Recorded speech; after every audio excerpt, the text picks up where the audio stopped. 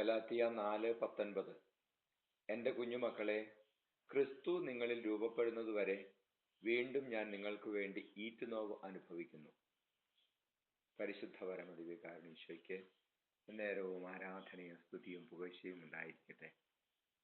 ഈശോയെ, ഈശോയെ, ഈശോയെ, ഈശോയെ, ഈശോയെ, ഞങ്ങളങ്ങയെ സ്തുതിക്കുന്നു, ആരാധിക്കുന്നു. ഹല്ലേലൂയ, ഹല്ലേലൂയ, ഹല്ലേലൂയ. ഈശോയെ, അങ്ങ് ഞങ്ങൾക്ക് തരുന്ന എല്ലാ അനുഗ്രഹങ്ങളെയും ഓർത്ത് നന്ദി പറയാം. ഹല്ലേലൂയ, ഹല്ലേലൂയ, ഹല്ലേലൂയ.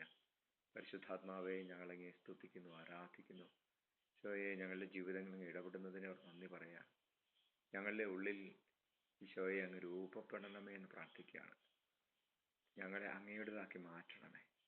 നമ്മുടെ കർത്താവ് മിശിഹായുടെ കൃപയും പിതാവായ ദൈവത്തിന്റെ സ്നേഹവും പരിശുദ്ധാത്മാവിൻ സഹവാസവും നിങ്ങളോടുകൂടി ഉണ്ടായിരിക്കട്ടെ, ഇപ്പോഴും എപ്പോഴും എന്നേക്കും. ആമേൻ.